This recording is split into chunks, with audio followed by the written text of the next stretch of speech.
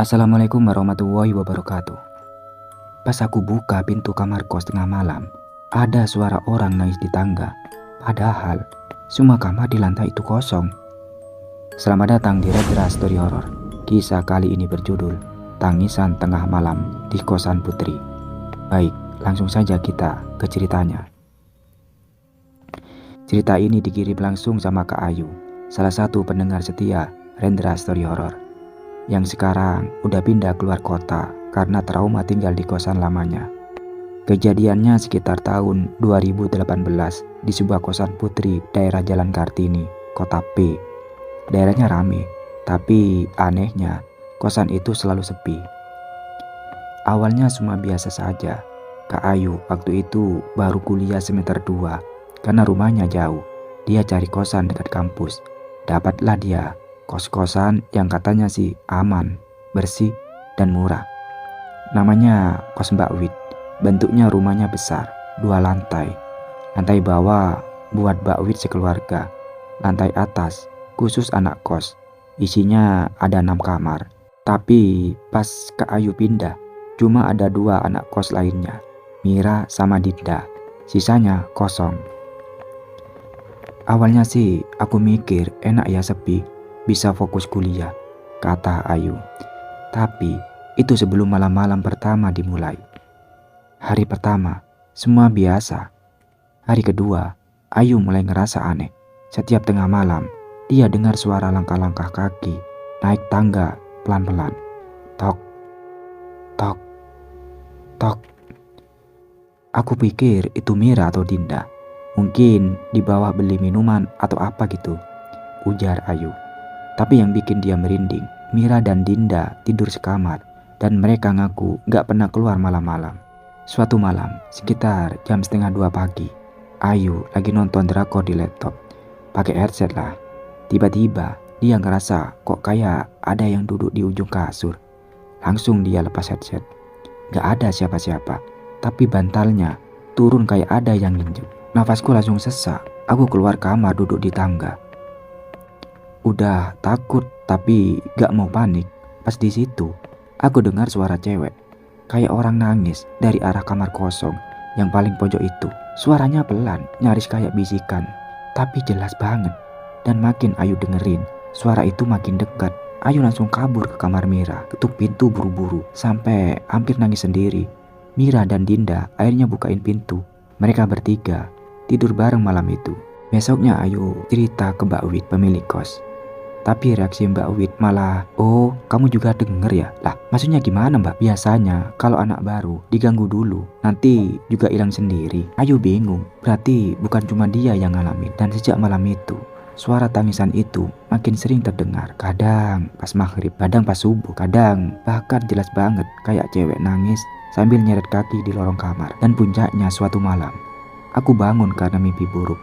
Tapi pas dia buka mata, dia lihat bayangan putih duduk di atas meja belajarnya. Tangannya panjang banget, mukanya hitam, dan matanya merah. Malam itu, Ayu gak bisa tidur setelah lihat sosok hitam bermata merah duduk di meja belajarnya. Dia langsung teriak dan ngibrit ke kamar Mira. Untung aja Mira dan Dinda langsung bukain pintu. Tapi anehnya, pas mereka cek barang-barang ke kamar Ayu, gak ada apa-apa. Padahal aku lihat sendiri. Mi, dia duduk di meja ini, Mi. Mukanya hitam kayak gosong, matanya merah, dan tangannya, ya Allah, panjang banget, Mi. Kayak bisa ngelilit orang. Ayu gemetaran ceritanya. Mira diem. Dinda juga pucet. Mereka gak langsung jawab. Sampai akhirnya Mira nyeletuk pelan. "Kayaknya kamu udah dilihat." "Maksudnya?" "Aku pernah dengar cerita, katanya kalau udah lihat, dia bakal datang terus." Aku makin bingung. Siapa dia? Kenapa harus dia yang diganggu? Besoknya, aku nekat tanya ke anak kos lama yang udah keluar, Kak Eli namanya. Dapat kontaknya dari grup angkatan kampus. "Kamu sekarang tinggal di kosan Mbak Wit ya?" kata Kak Leli waktu ditelepon. "Kamar pojok masih kosong?" "Iya. Emang dari awal aku masuk gak pernah ada yang nempetin?" "Iya. Emang dari awal aku masuk gak ada yang nempatin." Hening sebentar. Terus Kak Leli bilang sesuatu yang bikin aku gemeteran. "Jangan pernah buka kamar itu malam-malam. Kalau kamu dengar suara orang nangis dari situ, pura-pura kamu gak dengar. Jangan deketin, apalagi sampai ngajak ngomong. Loh, kenapa emangnya kak? Dulu, anak kos juga ngalamin hal yang sama. Dia anak perantauan, gak kuat bayar kuliah. Katanya sering nangis malam-malam sendirian di kamar pojok itu. Suatu malam dia bunuh diri di situ. Dan sejak saat itu, kamarnya dikunci, tapi kadang suaranya masih suka kedengeran. Aku langsung merinding, terbayang suara nangis yang dia dengar beberapa malam terakhir. Dan benar saja, malam berikutnya kejadian lagi. Jam 2 pagi, Ayu kebangun karena dengar suara. Tolong, bukain. Aku kedinginan. Suara dari arah kamar pojok, pelan, lirih, tapi jelas. Aku langsung nutup kuping, merem sambil zikir. Tapi suara itu makin dekat. Tolong, tolong aku. Aku gak bisa keluar. Tolong, buka pintunya. Tiba-tiba, brak. Pintu kamar Ayu terbanting sendiri. Jendela kejedut, lampu kedap-kedip. Dan Ayu ngeliat sesuatu di depan pintu. Sosok cewek rambut panjang, kepala nunduk, bajunya sobek-sobek, kakinya gak nyentuh lantai. Matanya merah, merah semua. Bukan cuma bagian hitamnya, tapi seluruh bola matanya merah darah. Setelah malam itu, yang Ayu lihat jelas sosok cewek dengan mata yang merah, merah darah, berdiri di depan pintu. Dia langsung jatuh pingsan. Mira nemuin Ayu pagi-pagi udah kebujur di lantai kamar. Mulutnya kumat kamit, tangan dingin, bibir pucat. Mira panik, langsung panggil Mbak Wit. Dan anehnya, Mbak Wit sama sekali gak kaget. Udah biasa, katanya sadar. Kosan ini memang kadang ramai kalau ada anak baru. Ramai gimana Mbak maksudnya? Tanya Mira. Kamu lihat sendiri kan, kadang mereka datang nyapa, kadang pingin ngobrol. Tapi jangan diladenin ya, mereka cuma nyari teman. Ayu akhirnya sadar beberapa jam kemudian. Tapi sejak hari itu, dia jadi beda. Gak banyak ngomong, matanya kosong. Kadang senyum-senyum sendiri sambil bilang, dia cuma pingin ditemenin kok. Mira mulai takut. Ayu berubah total. Puncaknya malam Jumat, Mira ngelihat Ayu jalan pelan-pelan ke kamar pojok yang katanya dikunci itu. Tapi pintunya kebuka sendiri. Pelan-pelan bunyi engselnya nyeret. Dan Ayu masuk ke dalam. Mira langsung lari memanggil Mbak Wit. Tapi begitu mereka balik ke atas, kamar itu udah kosong, gelap, dan Ayu gak ada di dalam. Padahal mereka yakin tadi Ayu masuk ke situ. Jangan-jangan dia dibawa. Tapi Mbak Wit tetap tenang. Enggak, dia cuma diajak main sebentar. Malam itu Ayu baru ketemu pagi-pagi di bawah tangga, duduk memeluk lutut. Bajunya basah kayak habis kehujanan. Aku tidur di kamarku aja kok, katanya pelan. Padahal jelas-jelas malamnya masuk ke kamar kosong yang di pojok itu yang gak pernah dibuka. Dan sejak itu Ayu sering ketawa sendiri. Kadang tengah malam dia ketok-ketok pintu kamar Mira sambil bisik, Mira, dia ngajak kamu main juga. Ayo dong, cuma sebentar. Sampai suatu malam Mira kebangun karena mimpi aneh. Dalam mimpinya dia berdiri di lorong lantai 2 kosan. Semua pintu kamar terbuka di ujung lorong. Ada sosok cewek berambut panjang duduk memeluk lutut, nangis pelan-pelan. Mira jalan pelan-pelan ke arah cewek itu. Tapi sebelum nyampe, si cewek nangis. Si cewek nengok, mukanya hancur, gak ada bola mata.